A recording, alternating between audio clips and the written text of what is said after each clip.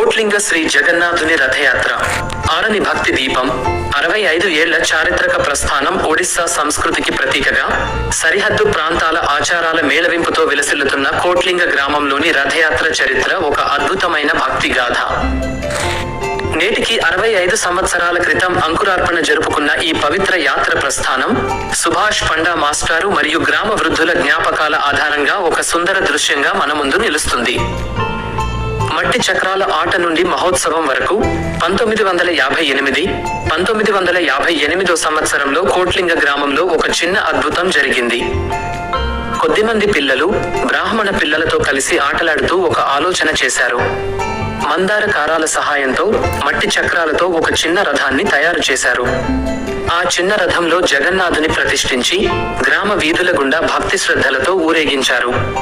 భక్తులు ఇచ్చిన చిన్న చిన్న విరాళాలను ఆ బాలురు దేవుని నిధిగా భావించి భద్రపరిచారు. కాలం గడుస్తున్న కొద్దీ మట్టి చక్రాల స్థానంలో చిన్న చిన్న కర్ర చక్రాలను అమర్చి రథాన్ని ముందుకు నడిపించారు. పిల్లల మనసులో మొలకెత్తిన ఆ భక్తి బీజమే నేడు మహావృక్షమైంది. మహా తుఫాను తెచ్చిన దైవిక సంకేతం వేప చెట్టు విగ్రహం 1968 నుండి 1969 పిల్లల రథయాత్ర మొదలైన 10 ఏళ్లకు అనగా 1968లో కోట్లింగ గ్రామంలో ఒక పెద్ద తుఫాను సంభవించింది. ఆ పెనుగాలులకు ఊరి మధ్యలో ఉన్న కొచ్చిరి వీధిలోని ఒక పెద్ద వేప చెట్టు వేర్లతో సహా నేలకూలింది. దీన్ని ఒక దైవిక సంకేతంగా భావించిన చిన్న భక్తులు గ్రామ పెద్దలైన మంచాల పరసయ్య, దారుపు సెమయ్య, కుసిరెడ్డి బాబు తదితరుల వద్దకు వెళ్లి ఒక విజ్ఞప్తి చేశారు. ఈ నేలకూలిన వేప చెట్టుతో మన గ్రామ దేవుడైన పెద్ద జగన్నాథ విగ్రహాన్ని చేయించండి అని కోరారు. గ్రామ పెద్దలు అంగీకరించి నాటి గ్రామ శిల్పి అయిన అర్జున మహారణ సహాయాన్ని కోరారు.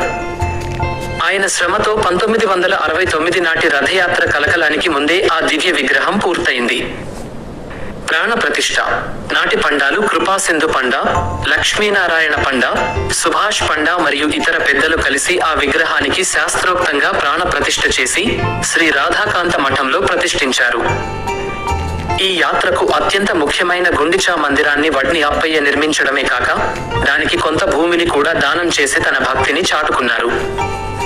అడవి కర్రల నుండి నేటి దివ్య రథం వరకు 1996 మొదట్లో మహారణాల సాయంతో అడవి కర్రలతో చుట్టూ తడకలు పేర్చి కొన్ని సంవత్సరాల పాటు రథయాత్రను నిర్వహించారు.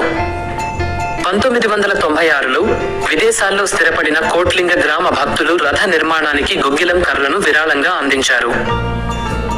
ఆ తర్వాత గ్రామ తోట నుండి మామిడి దూలాలను సేకరించి బల్లలుగా మార్చి రథం చుట్టూ అమర్చారు.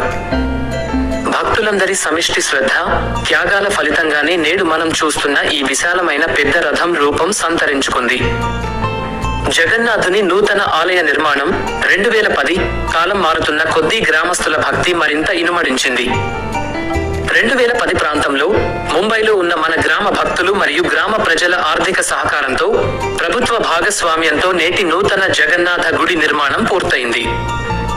రాధాకాంత గుడిలో ఉన్న స్వామివారిని నూతన జగన్నాథ ఆలయానికి ఘనంగా మార్చారు.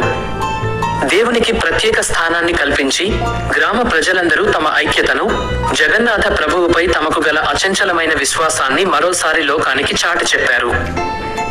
65 ఏళ్ల క్రితం చిన్నారుల చేతుల్లో రూపుదిద్దుకున్న ఆ మట్టి చక్రాల బండి నేడు కోట్లింగ ప్రజల గుండెల్లో కొలువైన జగన్నాథుని మహారథయాత్రగా వర్ధిల్లుతోంది.